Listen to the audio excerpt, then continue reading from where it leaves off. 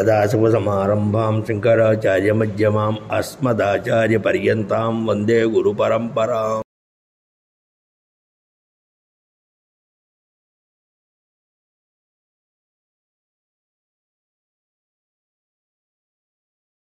శుక్లాంబరధరం విష్ణుం దశవర్ణం చతుర్భుజం ప్రసన్నవదనం ధ్యాయేత్ సర్వవిఘ్నోపశాంతయే. అగజానన పద్మార్కం గజాననమహర్నిశం అనేకదం తం భక్తానాం ఏకదంతోపాస్మహే. గురవే సర్వలోకానాం భిషజే భవరోగిణాం నిధయే సర్వవిద్యానాం దక్షిణామూర్తే నమః. సరస్వతి నమస్తుభ్యం వరదే కామరూపిణి కార్యారంభం కరిష్యామి సిద్ధిర్భవతు మే సదా. జ్ఞానానందమయం దేవం నిర్మలం స్ఫటికాకృతిం ఆధారం సర్వవిద్యానాం హయగ్రీవముపాస్మహే. అరుణాం కరుణాంతరంగతాక్షీం ధృతపాశాంకుశచాపబాణహస్తాం అణిమాదిభిరావృతాం మయూఖైరహమిత్య విభావే భవానీం. వ్యాసం వష్ణప్తారం తక్త్యః పౌత్రమకల్మషం పరాశరాత్మజం వందే హృతాతం తపోనిధిం. వ్యాసాయ విష్ణురూపాయ వ్యాసరూపాయ విష్ణవే నమో వై బ్రహ్మనిధే వాసిష్ఠాయ నమో నమః. శృతిస్మృతిపురాణానాం ఆలయం కరుణాలయం నమామి భగవత్పాదం శంకరం లోకశంకరం. శంకరం శంకరాచార్యం కేశవం బాదరాయణం స్తోత్రభాష్యప్రదం వందే భగవంతః పునః పునః. సదాశివసమారంభాం శంకరాచార్యమధ్యమాం అస్మదాచార్యపర్యంతాం వందే గురుపరంపరాం. శంకారూపేణ మచ్చిత్తమకృతమభూజ్యయా కింకరీయస్య సామాయా శంకరాచార్యమాశ్రయే. సదాత్మధ్యా నిరతం విషయేభ్యః పరాంముఖం నవమి శాస్త్రేషు నిష్ణాతుం చంద్రశేఖర భారతీయం. అపార కరుణాసింధుం జ్ఞానదం శాంతరూపిణం చంద్రశేఖర తద్గుణం ప్రణమామి ముదావహం. గురుర్బ్రహ్మా గురుర్విష్ణుః గురుర్దేవో మహేశ్వరః గురు సాక్షాత్ పరం బ్రహ్మ తస్మై శ్రీ గురవే నమః. శ్రీ మహాగణాధిపతియే నమః. శ్రీ మహాసరస్వత్యై నమః. శ్రీ గురుభ్యో నమః. శ్రీ లలితా మహాభట్టారికాయ నమః. శ్రీ సీతాలక్ష్మణ భరత శత్రుఘ్న హనుమత్ సమేత రామచంద్ర పరబ్రహ్మణే నమః. శ్రీ శివాయ గురవే నమః. శ్రీ మహాకాళీ మహాలక్ష్మి మహాసరస్వరూప శ్రీ సౌభాగ్య విద్యేశ్వరీ మహాత్మ పరదేవతాయే నమః. శ్రీ శివాయ గురవే నమః. శ్రీమద్భాగవతంలో ప్రథమ స్కందంలో క్రితం తృతీయాధ్యాయం ఉపాఖ్యానం ప్రవచనం జరిగింది. ఇవాళ చతుర్థాధ్యాయం ప్రవచనం ప్రారంభం కాబోతోంది. నిన్న చివర సర్వార్థదం రసనిధిం విమలం పురాణం నష్టకుతో న శృణుతే భువి మందబుద్ధి. ఆనందరసాన్ని ఒలికించేటువంటి సర్వార్థదం సమస్తమైన ప్రయోజనాల్ని సమస్త కోరికల్ని నెరవేర్చేటువంటి విమలం పురాణం స్పష్టమైనటువంటి స్వచ్ఛమైనటువంటి ఏ పురాణం అయితే ఉందో నష్టకతో నశృణుతే భువి మందబుద్ధి. బుద్ధిహీనుడు నష్టజాతకుడు తప్ప దీన్ని వినడానికి వాడికి తప్ప వాడికే బుద్ధి పుట్టదు, మిగతా అందరికి బుద్ధి పుడుతుంది అని మందబుద్ధి నష్ట అనే పదాలను వాడడం జరిగింది. ఇవాళ ఋషయ ఊచు. నిన్న అంటే ఇంతకుముందు ఉపాఖ్యానంలో చెప్తున్నప్పుడు ఎటువంటి పుత్రుడి కోసం శ్రీమద్దేవి భాగవతం నిర్మించబడింది అనేటువంటి విషయాలు చెప్తున్నప్పుడు ఒకసారి వెనకడ శ్లోకం చూద్దాం. వ్యాసేన కృత్వా అతిశుభం పురాణం సుఖాయ పుత్రాయ మహాత్మనే యత్ వైరాగ్యయుక్తాయ సచపాడితం వై విజ్ఞాయ చైవ అరణి సంభవాయ. ఈ అరణి సంభవాయ అనేటువంటి ఇన్ని విశేషణాలు సుఖమహర్షుల వారు వేయడం జరిగింది. ఈ విధమైన విశేషణాలు విన్న తర్వాత నైమిషారణ్యంలో ఉండేటువంటి సౌనకాదులు ఒక ప్రశ్న వేశారు.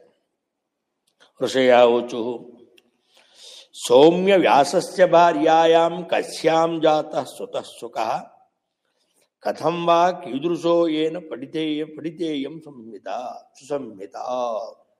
ఇది మొదటి ప్రశ్న. ఏమిటి? హే సౌమ్య అంటే చంద్రవత్ ప్రియదర్శన అంటే చంద్రుడు ఎంత ఆహ్లాదకరంగా అందరికీ చూడడానికి ఆమోదయోగ్యంగా ఉంటాడో అటువంటి చంద్రుడిలాంటి ముఖారవిందం కలిగినటువంటి ఆహ్లాదకరమైనటువంటి సర్వతేజోవంతమైనటువంటి ఓ సౌమ్య, ఓ సూత, వ్యాసుడు ఏ భార్య యందు తన కుమారుడైన శుకుడికి జన్మనిచ్చాడు, ఎప్పుడు, ఏ విధంగా దీన్నంతా కూడా శ్రీ శుకుడికి శ్రీమద్ దివ్య భాగవత ఉపదేశం చేయబడింది. ఎందుకంటే మీరు చెప్తున్నప్పుడు మాకు సందేహం. ఏమిటి సందేహం? త్వయా ప్రోక్త అయోనిజస్త్వయా ప్రోక్త తథా అనిజస్సుఖ సందేహోస్తి మహాంస్తత్ర కథయాజ్ఞ మహామతే. ఇప్పుడు విశేషం ఏమిటంటే చూడండి, సంస్కృతంలో వైశిష్ట్యం ఏమిటంటే పరస్పర విరుద్ధమైనటువంటి విషయాల్ని ఇక్కడ ప్రతిపాదన చేస్తూ ఉంటారు. పరస్పర విరుద్ధ విషయాల్ని అంటే వేరువేరుగా ఉండే విషయాల్ని మనం ఏకవాక్యాన్ని తెచ్చుకోవాలి. ఇంతకుముందు అరణిజహ అన్నాడు, అంటే అరణ్య నుంచి పుట్టాడు. ఎప్పుడైతే అరణిజహ అని అన్నాడో దానికంటున్నాడు అయోనిజహ, అయ్యా ఏ స్త్రీ గర్భంలోంచి పుట్టలేదు అని మీచే చెప్పబడింది. మళ్ళా అరణిజహ అని కూడా మీరు చెప్పబడ్డాడు, అరణ్యంలోంచి ఆవిర్భవించాడు శుకుడు అని చెప్పారు. మాకు సందేహం. అయోనిజహ అంటే ఏ స్త్రీ గర్భంలోంచి పుట్టినటువంటి వాడు, అరణిజహ అరణి అనేటువంటి ఒక అగ్ని సాధనంలోంచి అలా పుట్టాడు. ఇది మాకు సందేహం. ఈ సందేహం ఇది మహాన్, చాలా పెద్ద మాకు మహాన్ సందేహం అస్తి. ఇది మాకు పెద్ద సందేహం. ఆ సందేహాన్ని మీరు నివృత్తి చేయండి అని అన్నప్పుడు ఇక్కడ 50 మంది ప్రేక్షకులకి, 50 మంది భక్తాగ్రేశ్వరులకి, ఎవరైతే పురాణాన్ని శ్రవణం చేస్తారో వాళ్ళందరికీ కూడా ఇక్కడ ఒక శ్రౌత సంబంధం విషయం చెప్దాము అని నిర్ణయం చేసుకుని చెప్పడానికి ప్రయత్నం చేస్తాను. ఇప్పుడు నేను చెప్తున్న విషయం అగ్నిహోత్రాలు చేసేటువంటి శ్రౌత కుటుంబాల్లో ఉండేటువంటి వైదికుల కోసం నేను చెప్పట్లేదు, వాళ్ళకి తెలిస్తే వాళ్ళ కోసం చెప్పట్లేదు. నేను సర్వజనీనకంగా హైందవ సాంప్రదాయంలో ఉండేటువంటి సర్వోత్కృష్టమైనటువంటి క్రియాకలాపాలు ఏమిటి, వాటిలో ఉండేటువంటి వైశిష్ట్యం ఏమిటి, వాటిలో ఉండే మహత్వం ఏమిటి, ఎందుకు ఇవాటికి కూడా ఎన్ని విధాలుగా ఎంతమంది ఈ హైందవ మతం మీద దండయాత్రలు చేస్తున్నా కూడా ఇంకా సజీవంగా, సచేతనంగా, తేజోవంతంగా, అసాధారణమైనటువంటి పటుత్వంతో ఈ సాంప్రదాయం అంతా విరాజిల్లుతోంది అంటే మన పెద్దలు చేసినటువంటి, మన పూర్వీకులు చేసినటువంటి పుణ్య విశేషం చేత ఇవన్నీ కూడా మీకు నివర్తింపబడుతూ ఉన్నాయి. ఇక్కడ నా దగ్గర కొన్ని పరికరాలు కనపడుతున్నాయి, మీకు దగ్గరలో చూశారో లేదో. ఈ పరికరాల్లో ఇక్కడ ఉండేటువంటి ఈ పెద్ద దిమ్మని అరణి అంటారు. ఇది అరణి. దీన్నేమో అగ్ని చిలికే కవ్వం అంటారు. ఇది కవ్వం. ఈ అగ్ని చిలికే కవ్వం, దీని మీద మీకు అనేక రంధ్రాలు ఉంటాయి. చూస్తూ ఉంటే అనేక రంధ్రాలు ఇక్కడ కనపడుతూ ఉంటాయి, రంధ్రాలు చేసి. ఈ రంధ్రాల్లో ఈ అరణి ఇలా ఉంచాలి. ఉంచి దీన్ని ఇలా పైన పెట్టాలి. ఇలా పైన పెట్టి ఒక వ్యక్తి ఇలా పట్టుకుంటాడు. దాన్ని పట్టుకున్న తర్వాత ఈ తాడుతో ఇటు అటువైపు ఇద్దరు ఉండి ఇటు అటు ఎలా మీద మజ్జిగని ఎలా మనం చిలుకుతామో అలా అగ్ని ఇలా చిలుకుతారు. ఇలా చిలకడానికి కారణం ఏమిటంటే ఇది మొత్తం అగ్ని సృష్టించదండి. ఇలాగా ఒక చిన్న దీన్ని ఏమంటారంటే దీన్ని అగ్నిగర్భ అంటారు. అంటే ఇది సెమీ గర్భం అర్గర్భం. ఇదొక సెమీ అంటే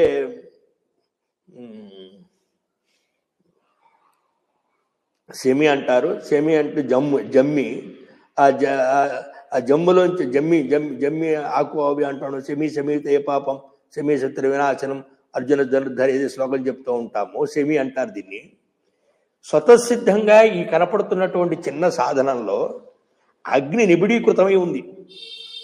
ఎలా ఏర్పడుతుందంటే పక్షి ఆ సెమీ వృక్షంలో ఉండేటువంటి బీజాన్ని అది భక్షించి వచ్చి రావి చెట్టు మొదల్లో అది ఎప్పుడైతే మల విసర్జన చేస్తుందో అక్కడ రావి చెట్టులోంచి వచ్చినటువంటి జమ్మి చెట్టులో ఏర్పడినటువంటి ఒక దీన్ని సెమీ గర్భం అంటారు, అగ్ని గర్భం అంటారు. దీన్ని ఇక్కడ చిలుగుతూ ఉండాలి. ఇలాగ ఒకానొక సందర్భంలో వ్యాసుల వారు అగ్నిహోత్రం చేయడానికి అగ్నిని చిలుకుతున్నప్పుడు ఈ అరణిలోంచి అంటే అచేతనమైనటువంటి ఒక దొంగగా ఉన్నటువంటి ఒక చెక్కగా ఉన్నటువంటి ఏదైతే ఉందో దీంట్లోంచి సుఖమహర్షుల వారు ఆవిర్భావం చెందారు. ఆవిర్భావం చెందడం జరిగింది. అంటే ఇది స్త్రీ కాదు కదా అని అయోనిజ అంటే ఆయన ఏ స్త్రీ గర్భంలోంచి పుట్టలేదు. అరణిజ అంటే అరణ్యలోంచి ఆవిర్భావం చెందారు. విశేషం ఏమిటంటే ఇక్కడ ఒక విషయం చెప్పాలి.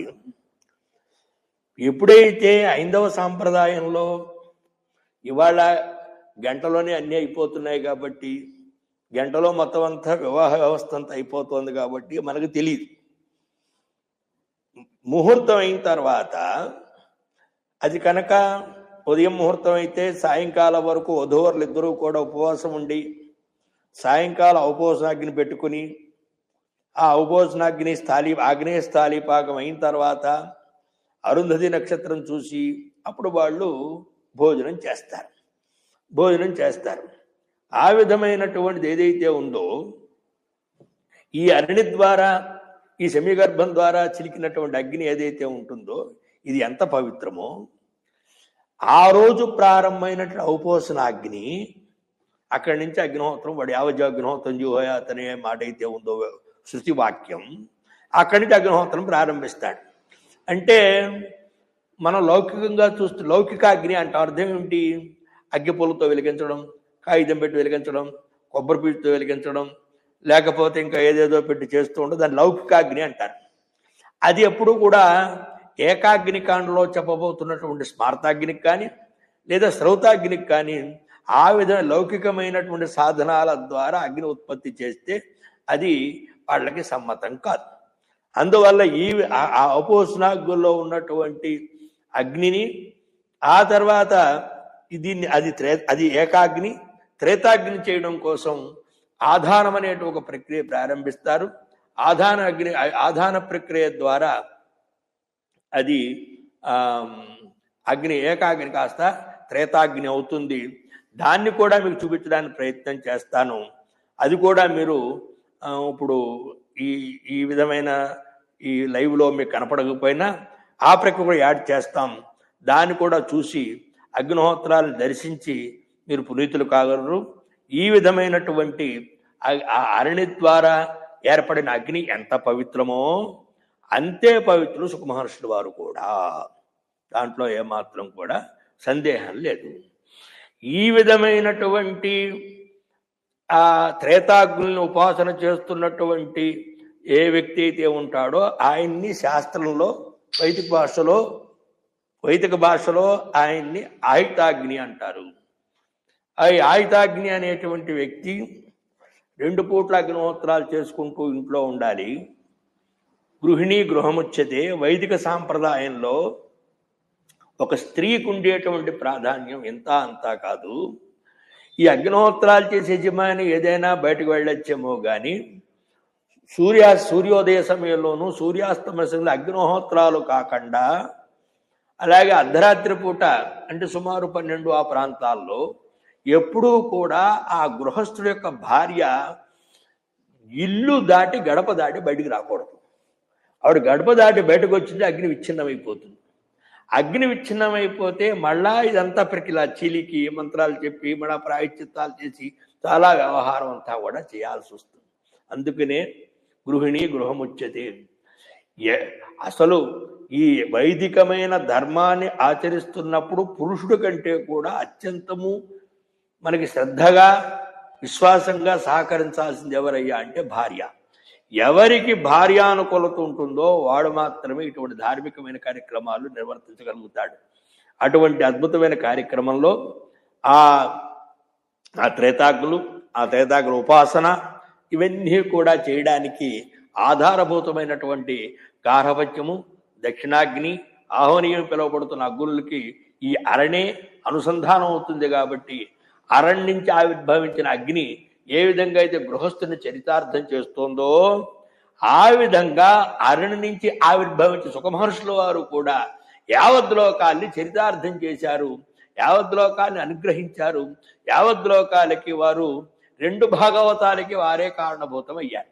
దీన్ని నేను తర్వాత మళ్ళా చెప్తాను. ఈ విధమైనటువంటి ఆయుతాగ్ని వాడు ఎప్పుడూ కూడా అగ్నిపాదు పెట్టి బయట తిరగడానికి లేదు. కాబట్టి ఎలా సాధ్యమైనటువంటి సంపన్నులు వీళ్ళంతా కూడా అతనికి అన్ని విధాలా కూడా సహాయ సహకారాలు అందించినప్పుడు వెనుకటి రోజుల్లో మనకన్నా చూసినట్లయితే ఈ సంపన్న గృహస్థులు వీళ్ళంతా కూడా ఆయుతాగ్నింటికి వెళ్ళి ఆయుతాగ్ని ఇంట్లో వాడికి ఆ గృహానికి కావలసినటువంటి సంభారాలు ఏం లేవో చూసి ఆ సంభారాలన్నీ ఇచ్చి వీడు చరితార్థులవుతూ ఉండేవారు. అది మనకు లోకల్లో కనపడుతుంది.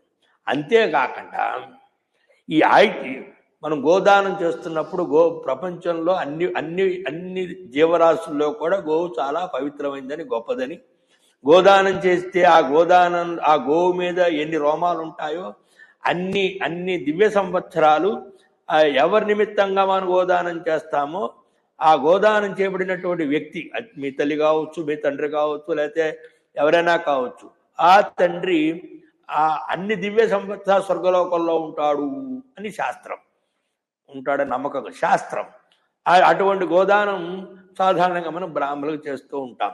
కానీ ఆయుతాగ్ని గోదానం చేస్తే ఈ ఆయుతాగ్ని ప్రతినిత్యం అగ్నిహోత్రం చేస్తున్నప్పుడు ఇక్కడ 2 రకాల అగ్నిహోత్రాలు ఉంటాయి. ఒకటి తండులాగ్నిహోత్రం, రెండోది పయోగ్నిహోత్రం అని. అంటే పాలని పైసాగ్నిహోత్రం ఉంటుంది, పైసా హోష్యామి, తండులేరి హోష్యామి అని చెప్తూ ఉంటారు.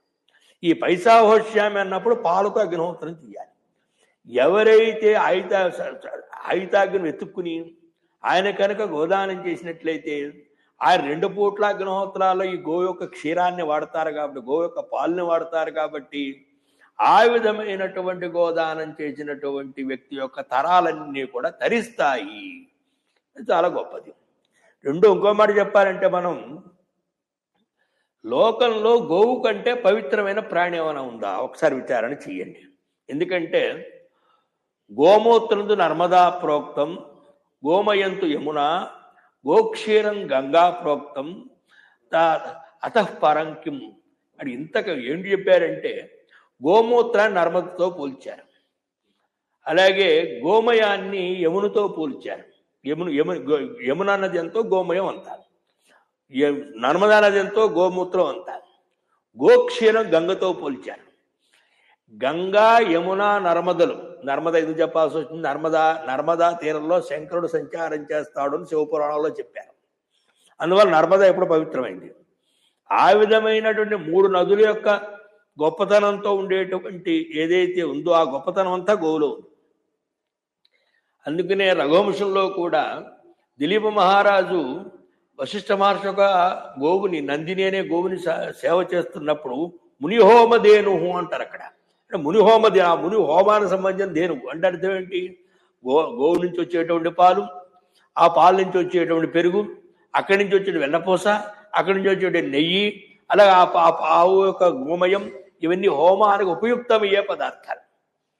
అందుకని మనం బాగా విచారణ చేసినట్లయితే సాక్షాత్తు ఈశ్వరుడు కావచ్చు, లేదా బ్రహ్మదేవుడు కావచ్చు, విష్ణుమూర్తి కావచ్చు, అవతారాలు ఎత్తినా, దేవుడు అవతారాలు ఎత్తినా అవతార పురుషుక మలమూత్రాల్ని ఎవరూ స్వీకరించలేదు. ఈ విషయం బాగా వినండి. భగవంతుడు అవతరించిన అబ్బో రాముడు చాలా గొప్పవాడు, కృష్ణుడు చాలా గొప్పవాడు, నరసింహస్వామి ఇంత అంతా కాదని మనం మనం ఎంత గొప్పగా చెప్పుకుంటున్నా, ఎంత ఆరాధన చేస్తున్నా, ఎంత వాళ్ళని మనం పూజిస్తున్నా, ఎంత సేవ చేస్తున్నా వాళ్ళ మలమూత్రాలు మనం తీసుకోలేము. కానీ గోవు యొక్క మలమూత్రాలు అది పంచగవ్యం అంటాం. పంచగవ్యంలో గోక్షీరం, గోదది, గోఘృతం, గోమూత్రం, గోమయం 5 కలిపి పంచగవ్యం. ఈ పంచగవ్య ప్రాసన చేస్తే అంతర్గతాని పాపాని, మన అంతర్గతంగా ఉండే పాపాలన్నీ కూడా పటాపంచలైపోతాయి అని శాస్త్రం. ఆ విధమైనటువంటి గోవు అత్యంత పవిత్రమైంది, అత్యంత గొప్పది, అసాధారణమైనటువంటిది. అటువంటి గోవు దానికంటే పవిత్రం ఏముందంటే భగవంతుడి కంటే పవిత్రం. దాని మలమూత్రాల్ని మనం ప్రసాదంగా తీసుకుంటున్నాం, దాని మలమూత్రాల్ని మనం పవిత్రతకు తీసుకుంటున్నాం. ఆ మలమూత్రాలు మన ఇళ్లల్లో ఏమాత్రం కూడా ఏదైనా అశుచి కానీ అపవిత్రంగా ఏర్పడితే ఆ గోమూత్రాన్ని జల్లి మనం ఇల్లుని పవిత్రం చేసుకుంటున్నాం. ఇటువంటి గోవుకి ఒక ముద్ద ఇంత తౌడు కానీ, ఇంత దాణా కానీ, ఒక కట్ట గడ్డి కానీ వెళ్ళని వాళ్ళు ఆ అత్యంత పాపిష్టి జంతువైనటువంటి కుక్కని పెంచడానికి ఎంత ప్రాధాన్యం ఇస్తున్నారో, దానికి రోజుకి ఎంత ఖర్చు పెడుతున్నారో, ఏం చేస్తున్నారో ఇవన్నీ కూడా మనం జాగ్రత్తగా చూసుకోవాలి.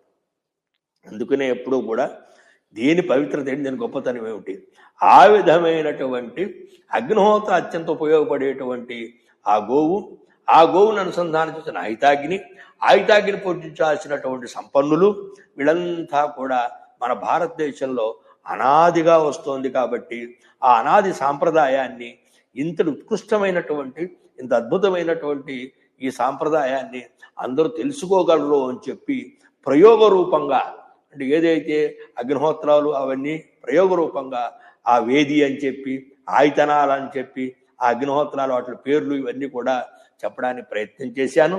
దీన్ని జాగ్రత్తగా మీరు ఒకసారి వీక్షించి అగ్నిహోత్రాలు నమస్కారం చేసుకుని మీరు చరితార్థులు కాగలరు. మమ్మల్ని కూడా ఆ విధమైన ప్రయత్నంలో కృతకృత్యమైనటువంటి ఒక ఆనందాన్ని కలిగించగలరు అని చెప్పి మాట్లాడుతూ నేను ప్రకృతాన్ని అనుసరిస్తూ ఉన్నాను. ఆ రకంగా మాకు సందేహం ఉందండి. గర్భయోగిసుత పూర్వం సుఖో నామ మహాతపాహ కథంచ పఠితంతేన పురాణం బహు విస్తరం. ఇక్కడ ఈ విషయం చెప్పేటప్పుడు మీకు 2 విషయాలు చెప్పాలి నేను. ఏమిటా 2 విషయాలు అంటే, గర్భయోగి అంటే ఏదైతే వ్యాసుడి కుమారుడుగా అరణి సముద్భవుడైనటువంటి శిశుకు మహర్షుల వారు ఉన్నారో,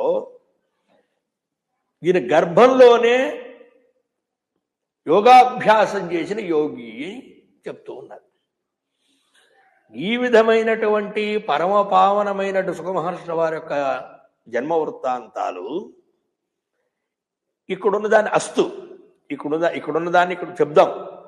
ఇక్కడున్న దాన్ని చెప్పేదానికంటే ముందు ఇంకొన్ని పురాణాల్లో ఎలాగ సుఖమహర్షుల యొక్క జన్మ వృత్తాంతం చెప్పబడింది, ఎలాగక్కడ వారి జన్మ వృత్తాంతాన్ని ప్రతిపాదన చేశారు, దాన్ని ఒకసారి చూడడానికి ప్రయత్నం చేద్దాం. స్కంద పురాణంలో సుఖమహర్షుల వారి యొక్క జన్మ వృత్తాంతం ఉంది. ఆ జన్మ వృత్తాంతాన్ని అక్కడ చెప్తున్నప్పుడు విధానం ఒక విధంగా ఉంటుంది. అలాగే పద్మపురాణంలో సుఖమహర్షుల వారి యొక్క జన్మ వృత్తాంతం ఉంది. దాంట్లో ఏం చెప్పారయ్యా అంటే, ఆ పద్మపురాణంలో సుఖమహర్షుల జన్మ వృత్తాంతాన్ని చెప్తూ అక్కడ ఏమన్నారయ్య అంటే, వ్యాసుల వారు కూడా వివాహం అయింది, ఆయనకు భార్య ఉంది, కాలక్రమంలో ఆవిడ గర్భవతి అయింది. గర్భవతి అయిన తర్వాత ఇలా గర్భవతి అయినటువంటి వ్యాసుల వారి భార్య ఆ గర్భంలోంచి 12 సంవత్సరాలైన శిశువు బయటకు రాలేదు. అంటే ఆ గర్భంలోనే ఉండిపోయింది. ఆ శిశువు గర్భంలోనే పెరిగిపోతున్నాడు. ఆవిడకి ఆయాసం వస్తోంది, ఆవిడ చాలా బాధపడుతోంది, ఆవిడకి నెమ్మది లేదు. ఆ విధమైనటువంటి భార్య యొక్క ఇబ్బందిని కష్టాన్ని గమనించినటువంటి వ్యాస భగవానుడు, నాయన నువ్వు ఉదర్లోంచి బయటికి రాయి నాయన, నువ్వు మా ఆవిడ్ని కాస్త రక్షించు అని అడుగుతారు. అప్పుడు అక్కడుండే ఆ వ్యాసుడు యొక్క భార్యలు, ఇది పద్మపురాణం, అక్కడ అయోనిజ అరణిజ అనే పదాలు అక్కడ వర్తించవు. ఇది దేవీ భాగవతంలో అయోనిజ అనినిజ అన్నారు. ఇదే శ్రీమద్ భాగవతంలో పరీక్షిత్ మహారాజుకి చెప్పినటువంటి సుఖమహర్షుల యొక్క చరిత్ర కూడా. ఆ చరిత్ర వేరుగా ఉంది కాబట్టి అది వేరుగా చెప్తున్నాను నేను. పద్మపురాణం చెప్పినటువంటి సుఖమహర్షుల చరిత్ర ఏమిటయ్యా అంటే, ఆయన గర్భస్థ శిశువు 12 సంవత్సరాలు తల్లి గర్భంలోనే ఉన్నాడు.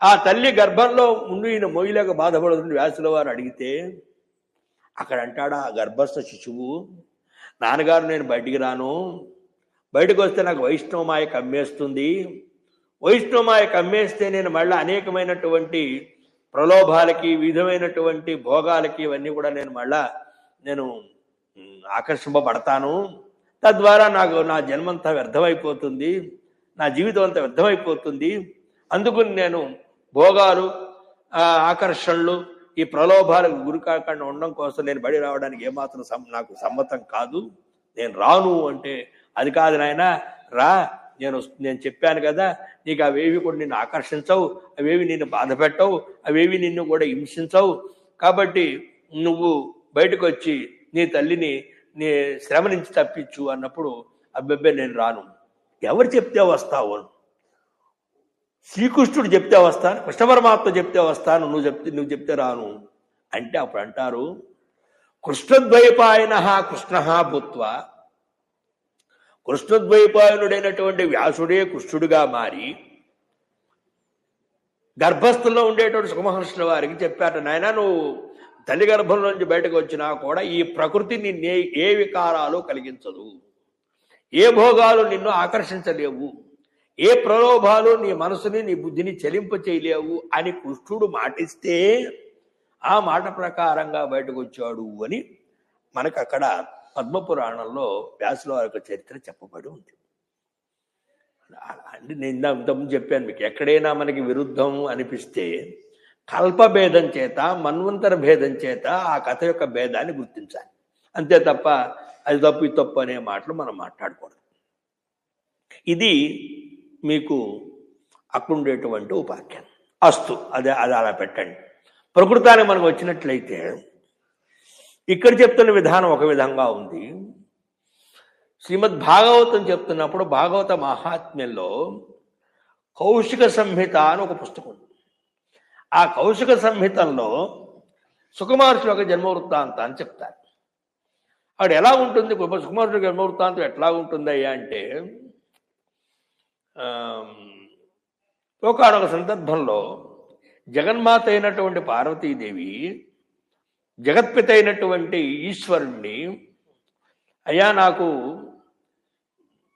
మనసు ప్రశాంతం కలిగి ధ్యానంలో ఉండి నేను కృతజ్ఞత్వాన్ని పొందేటువంటి ఒక అసాధారణమైనటువంటి ఒక అనితర సాధారణమైనటువంటి అత్యంత రహస్యాతి రహస్యమైనటువంటి ఏదైతే భగవదుపాఖ్యానం ఉందో ఆ ఉపాఖ్యానం మీరు నాకు చెప్పగలరు, నాకు ఉపదేశం చెయ్యండి, నేను చరిత్రార్థురాలని కావాలి, మీరు చెప్పినటువంటి ఆ భగవదోపదేశంలో ఉండేటువంటి భగవంతుడు ఉపాసన చేసి నన్ను నేను కృతకృత్యురాలు చేసుకుంటాను అని చెప్పడం జరుగుతుంది. చూడండి ఇక్కడ ఎవరు ఈ ప్రశ్న వేసింది ఎవరు? పరమేశ్వరుడు భార్య జగన్మాత. ఆవిడే ఉపాఖ్యానాన్ని విన్నాడు. ఉపాఖ్యానంలో దేవతను ఉపాసన చేసి నన్ను నేను చరితార్థురాలను చేసుకుంటాను అని ఆవిడే అంది అంటే మరి మనలాంటి వాళ్ళకి ఎంత ప్రాధాన్యం, ఇది ఎంత అవసరం. ఇలా అన్నప్పుడు ఈశ్వరుడు ఈ మాట విని, నీకు అత్యంత రహస్యమైనటువంటి నువ్వు వినవలసినటువంటి ఒక అద్భుత రహస్యం ఉంది, నీకు చెప్తాను, కానీ నేను నీకు చెప్తున్నప్పుడు అక్కడ ఎవరు ఉండకూడదు, మన ఏకాంతంగా ఉండాలి, అక్కడ ఎవరు ఉండకూడదు అంటూ హిమాలయాల్లో ఒకానొక ప్రాంతంలో ఉండేటువంటి ఒక గుహలోకి ప్రవేశిస్తారు ఉభయులు కూడా, శివపార్వతులు ప్రవేశించి స్వామి చెప్పడానికి సంసిద్ధంగా కూర్చుని పార్వతీ చెప్తాడు, పార్వతి ఈ పరిసర ప్రాంతాల్లో ఏ క్రిమి కానీ, ఏ కీటకం కానీ, ఏ ప్రాణి కానీ, ఏ మనిషి కానీ ఎవరైనా సంచారం చేస్తున్నారేమో, ఎవరు ఉన్నారేమో చూసినా ఉంటే వాళ్ళని చంపేసిరా అని చెప్తాడు. వాళ్ళు వినకూడదు, ఎవరు వినకూడదు అని. అలా అమ్మవారు ఆ పరిసర ప్రాంతాలంతా తిరిగి ఎక్కడా కూడా ఆవిడికి ఏ విధమైనటువంటి ప్రాణి ఏది, ఎవరు, ఏ పురుగు కానీ, ఏ పుట్ర కానీ, ఏ ప్రాణి ఏది కనపడకపోవడం చేత నాకేం కనపడలేదు, ఎవరు ఇక్కడ లేరు అంటుంది. కానీ ఒక జీవిని చూసింది ఆవిడ. ఏమిటంటే ఒక చిలక పిల్లని చూసింది. చిలక పిల్లని చూసింది. కానీ ఆ చిలక పిల్ల ఏమిటి, చనిపోయి చాలా కాలమైంది, ఎండిపోయింది, శుష్కం, ఎండిపోయింది, అస్థిపంజరంగా ఉంది. ఎండిపోయినటువంటి అస్థిపంజరంగా ఉన్న చిలక పిల్లలను చూసి అదేం చేస్తుందిలే, చనిపోయింది కదా అని ఆవిడ అనుకుంది. అయ్యా ఏం లేదు, ఎక్కడా ఏం లేదు, అంత సులభంగా అంత బ్రహ్మాండంగా ఉంది అని చెప్తే స్వామి శ్రీమద్భాగవతాన్ని, ఇది దేవి భాగవతం కాదు, శ్రీమద్భాగవతాన్ని అమ్మవారు చెప్పడం ప్రారంభించారు. ఇలా భాగవతం ప్రారంభించి చెప్తూ ఉన్నారు. మొదటి స్కంద పూర్తయ్యేటప్పటికీ ఆ చనిపోయినటువంటి చిలక పిల్ల ఏదైతే ఉందో ఆ మొత్తం అస్థిపంజరానికి ఒక రకమైనటువంటి శక్తి, బ్రైట్నెస్, అంటే దానికి ఒక ప్రకాశం వచ్చింది మొదటి స్కంద పూర్తయ్యేటప్పటికి. రెండో స్కంద పూర్తయ్యేటప్పటికీ ఆ నరాల్లోనూ ఎముకల్లోనూ వాటిలన్నిటిలోనూ కూడా ఒక విధమైనటువంటి పుష్టి సంబంధమైన ధాతువులు ఏర్పడడానికి కావలసినటువంటి ఒక వ్యవస్థ ఏర్పడింది.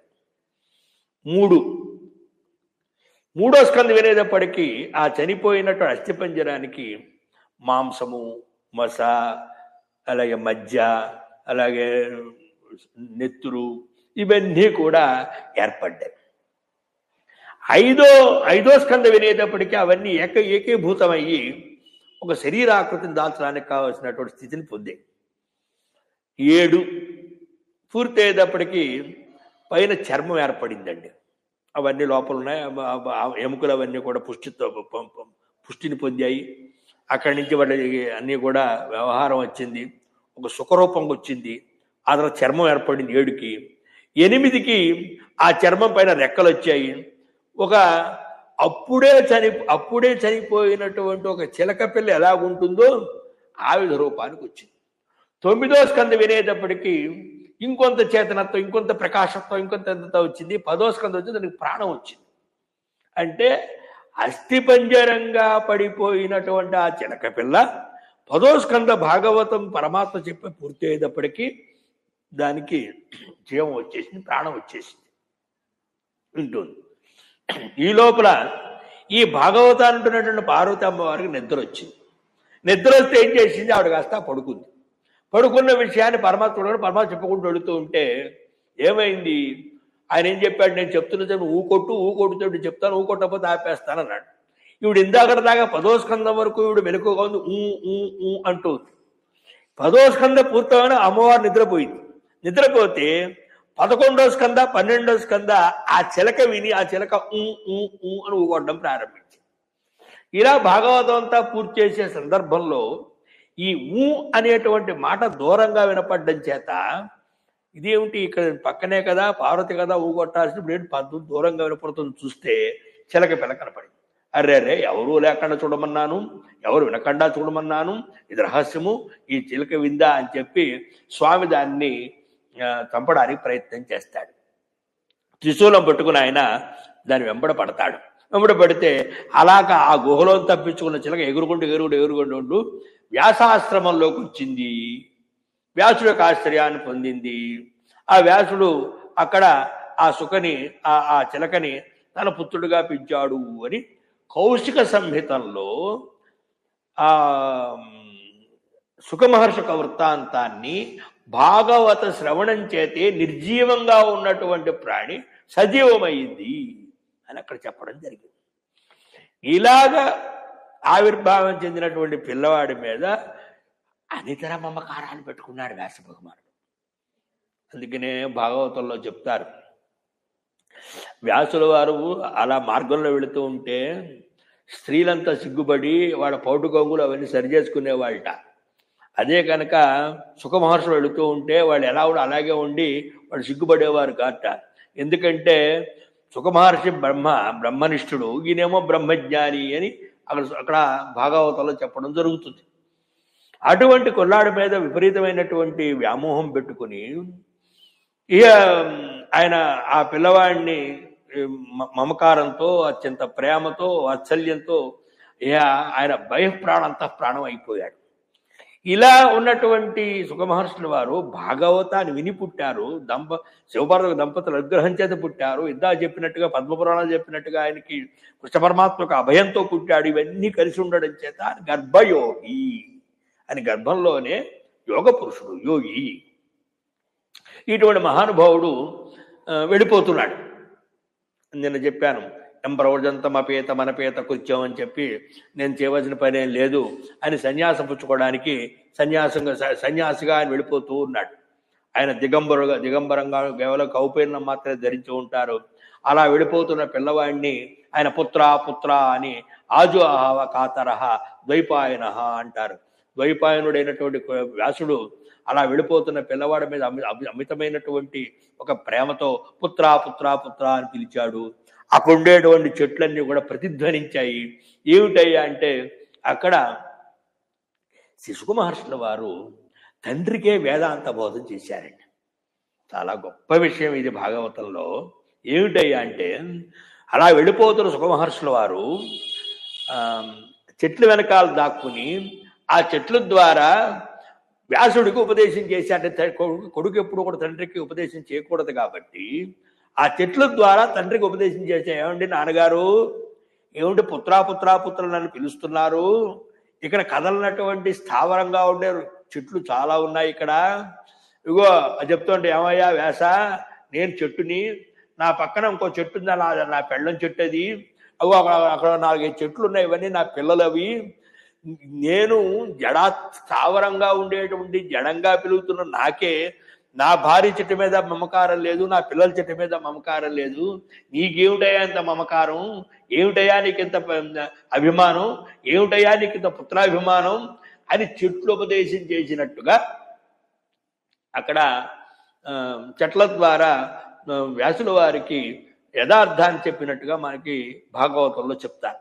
ఈ సందర్భంలోనే సుఖమహర్షుల వారు అక్కడ ఒక ఉదాహరణ చెప్తారు తండ్రికి. నాన్నగారు, మీకు ఒక కథ చెప్తాను, జాగ్రత్తగా ఆలకించండి. ఏమిటా కథ అంటే అందరూ కూడా జాగరూకతలు వినవలసిన కథ. శ్రీమద్ భాగవతంలో మహాత్మ్యంలో ఉంటుంది ఇది నిత్యము ప్రతి జన్మెత్తుతున్నప్పుడు ప్రతి ప్రాణి కూడా అనుభవిస్తున్నటువంటి గర్భంలో ఉండే దుఃఖం అది. మన గర్భంలో ఎంత దుఃఖపడుతున్నాం, గర్భంలో మనం ఎన్ని బాధలు పడుతున్నాం, గర్భంలో మనకి ఎన్ని సమస్యలు వస్తున్నాయి, ఇవన్నీ మనం గుర్తించకుండా బయటకు వచ్చి మళ్ళీ యథాప్రకారంగా అహమేవ ప్రభు, అహమేవ రాజా, అహమేవ మంత్రి, అహమే నేనే అంతా నన్ను మించిన వాడు లేడు, డబ్బు బంధుత్వాలు లేవు, మానవత్వం లేదు, ఏమీ లేకుండా మనం సంచారం చేస్తున్నాం. అందువల్ల ఒక్కసారి మనం ఎన్ని బాధలు పడుతున్నామో, పుడుతున్నప్పుడు ఎన్ని బాధలు పడుతున్నాము, పుట్టిన తర్వాత ఎన్ని బాధలు పడుతున్నాము, చనిపోయిన తర్వాత ఎన్ని బాధలు పడుతున్నాము, ఇవన్నీ కూడా తెలుసుకోవాల్సిన అవసరం చాలా ఉంది. కాలక్రమంలో సందర్భానుసారంగా అవన్నీ చెప్పడానికి నేను ప్రయత్నం చేస్తాను. నాకు తెలిసింది ఇప్పుడు ప్రస్తుతాన్ని మనం చూసినట్లయితే వ్యాసుల వారు అలా పుత్రుడు గురించి పరితపిస్తున్నటువంటి వ్యాసుల వారిని ఉద్దేశించి సుఖమహర్షులు చిన్న కథ చెప్తారు. నన్ను ఒక కథ చెప్తాను, జాగ్రత్తగా వినండి. ఏమిటయ్యా అంటే, రాజుగారు పరిపాలించిన రాజ్యం అది. ఆ రాజ్యంలో రాజుగారు రాజనర్తకిని ఆయన ఉప్పుడుగత్తిగా ఉంచుకున్నాడు. ఇలా ప్రతిరోజు రాజుగారు వచ్చి వెళుతూ ఉండేవాడు. ఆ ఉప్పుడుగత్తె మహా సౌందర్య రాశి, చాలా గొప్ప అందగత్తె. అటువంటి సౌందర్య రాశి అందగత్తె అయినటువంటి ఆ ఉప్పుడుగత్తె మీద ఆ ఊళ్ళో ఉండే ఒక ధనికుడు, ఒక వైశ్యుడు మనసు పడి ఆవిడికి, రాజనర్తి కంటే రాజుగారు అయితే ఎవరైతే భోగస్త్రీ కదా, భోగవతి కదా ఆవిడ, వెంటనే తన యొక్క మనసులో ఉన్న మాటని చెప్పాడండి. చెప్తే ఆవిడేమంది, నీకు బోడం దబ్బిస్తాను, ఒక్కరోజు నాకు సుఖాన్ని ఇవ్వు అని చెప్పడం జరిగింది. ఆమె డబ్బు మీద ఆశపడి, రాజుగారి రాని రోజు నీకు నేను పిలుస్తాను, ఆ రోజు నీకు నేను ఆనందాన్ని కలగజేస్తానని చెప్పడం జరిగింది. ఇలా కాలక్రమంలో ఒక రోజు రాజుగారు వేటకెళ్ళారు. రాజుగారు ప్రస్తుతానికి రాజ్యంలో లేరు. ఇవాళ రాజుగారు రారు అనే మాట పొద్దున్నే ఆవిడికి చేరవేయడం జరిగింది. అలా చేరవేసిన తర్వాత వెంటనే ఏం చేసింది ఈవిడ ఆ సంకేతాన్ని తీసుకున్నటువంటి ఈవిడ ఆ ఊళ్ళో ఉండేటువంటి ధనవంతుడైన వైశ్యుడిని, అరే వాడు నాన్న రాజుగారు రావట్లేదు, నువ్వురా నీకు ఆనందాన్ని కలగజేస్తా అని చెప్పడం జరిగింది నాన్నగారు. అలాగా ఆ రోజు రాత్రి వాడు ఆ రాజనర్తకి ఇంటికి వెళ్ళడం జరిగింది. అలా వెళుతున్నప్పుడు అనుకోకుండా రాజుగారు ఆ రోజు ఆలస్యంగా అయినా సరే మళ్ళా ఆవిడ రాజనర్తకి ఇంటికి వచ్చాడు. ఆ రాజనర్తకి ఇంటికి వచ్చినప్పుడు ఆ రాజుగారు కనుక ఆ విధంగా వైశ్యుడితో ఉండేటువంటి ఆమెను చూసినా లేదా వైశ్యుని చూసి ఇద్దరిని వెంటనే చంపేస్తాడు కాబట్టి ఆమె భయపడి వీడిని ఎక్కడ దాచి ఆలోచించి ఏం చేసి వెనకటి రోజుల్లో మల విసర్జన చేయడానికి ఒక కుండ పెట్టి ఆ కుండలో మల విసర్జన చేసేవారండి. ఇప్పుడు మనం లీటర్లో ఎలా పెట్టుకుంటాం అలా చేస్తుండేవారు.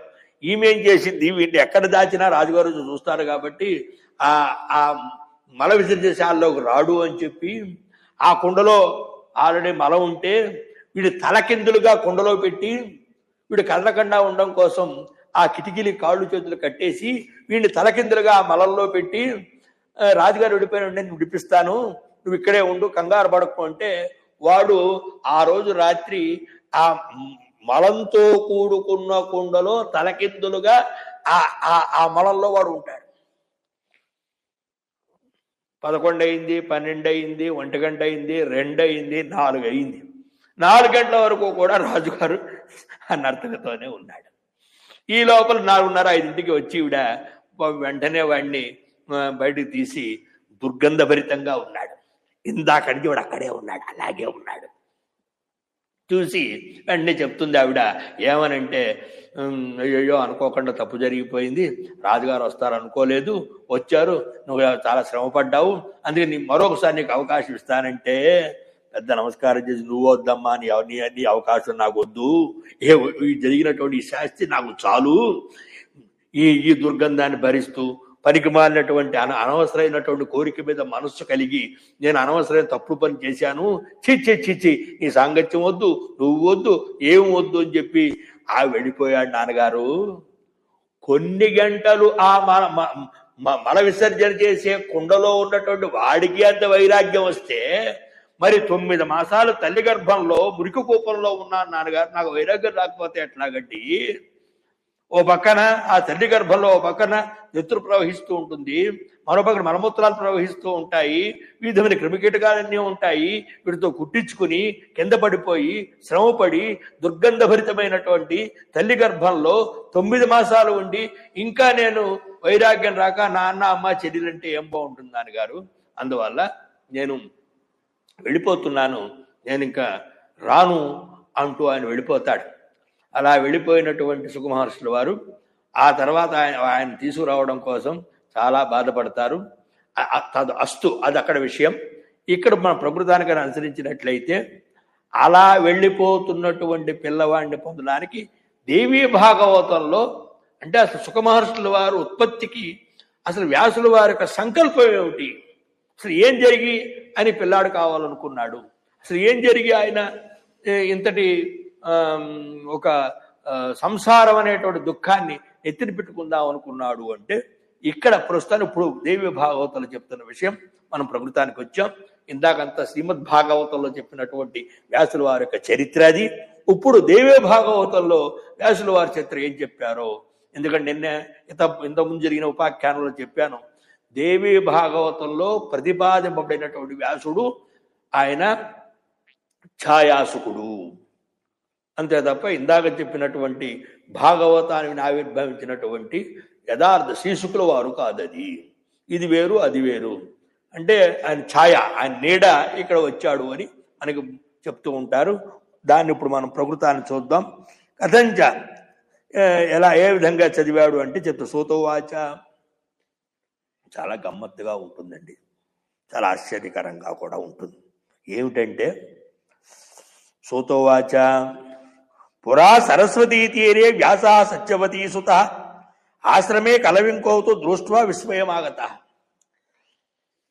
అయ్యా సౌనకాదుల్లారా, మా గురువు గారు సరస్వతీ నదీ తీరాన్న ఆశ్రమం ఏర్పాటు చేసుకుని సరస్వతి నదీ తీరాన్ని ఉంటున్నారు. సరస్వతి నదీ తీరానుండే మా గురువు గారు ఒకానొక రోజు చెట్టు కొమ్మ మీద ఉన్న రెండు పక్షులు చూశారు, రెండు చిలకలను చూశారు, లేదా రెండు పిచ్చుకలను చూశారు. ఒక ఏమో స్త్రీ పిచ్చుక, ఒకటేమో పురుష పిచ్చుక. రెండు పిచ్చుకలు చూసి జాతమాతృషం నీడే ముక్తమండాన్ మనోహరం తామ్రాస్యం శుభసర్వాంగం పించాగుర వివర్జితం. రెండు పిచ్చుకలు చూశారు. ఆ పిచ్చుకలు పిచ్చుక గుడ్డు పెట్టింది. ఆ గుడ్డును కాస్త పొదిగితే అది కాస్త అప్పుడే ఏ విధమైనటువంటి రెక్కలు లేనటువంటి, ఎగరడానికి వీలు లేనటువంటి, కదలడానికి కూడా వీలు లేనటువంటి ఆ చిలక పిల్లని అవి చాలా ముద్దుగా, చాలా మనోహరంగా, చాలా గొప్పగా ఉన్నటువంటి ఆ విధమైనటువంటి ఆ పిచ్చుక పిల్లని తౌతు భక్ష్యార్థం అత్యంతో రతౌ శ్రమపరాయణవు శిశోహో చుంచుపుటే భక్ష్యం క్షిపంతో చ పునఃపునః. ఆ రకంగా కదలడానికి వీలు లేనటువంటి, రెక్కలు లేనటువంటి, అత్యంతమైనటువంటి పసిగుడ్డుగా ఉన్నాడు తన పిల్లకి శ్రమపడి ఆహార సముపార్జన చేసి సూతుల వారు సౌనకాదులు చెప్తూ ఉన్నారు. అంటే ఇక్కడ దేవీ భాగవతంలో సుఖోత్పత్తికి, అంటే సుఖ మహర్షుల వారు ఉత్పత్తికి అసలు ముందు బీజమేమిటి అని దాని గురించి మాట్లాడుతూ, ఆ విధమైనటువంటి పొదిగినటువంటి తమ పసిగుడ్డుకి శ్రమపడి ఆహార సముపార్జన చేసి ఈ రెండు పక్షులు కూడా తినలేకపోతున్నటువంటి, చేతకానటువంటి ఆ పసిగుడ్డు నోట్లో తెచ్చిన ఆహారాన్ని పెట్టి ఇవి చాలా ముద్దుగా, చాలా బ్రహ్మాండంగా ప్రయత్నం చేస్తున్నాయి. అంగాని బాలస్య ఘర్షయంతో ముదాన్వితౌ చుబంతౌచ ముఖం ప్రేమ్ణ కలకెంకో శుభం. ఆ రకంగా ఆహారం పెడుతూ తమ అంగస్పర్శతో, తమ రెక్కలతోనూ వాటితోనూ ఆ పిల్లని ముట్టుకుంటూ, తమ ముక్కుతో ఆ పిల్లని ముద్దాడుతూ, చాలా కలవింకౌ శుభం, తమకు అత్యంత ప్రీతిపాత్రైన పిల్లని ముద్దాడుతూ రెక్కలతో వదుగుతూ ఈ విధమైన దృశ్యాన్ని వ్యాసుల వారు చూడడం జరిగింది. ఎప్పుడైతే ఆ విధమైన దృశ్యాన్ని చూశారో వ్యాసుల వారు, ఆయనకి వీక్ష ప్రేమాద్భుతం తత్ర బాలే జటకయోస్తద వ్యాస చింతాతుర కామం మనసా సమచింతేతు.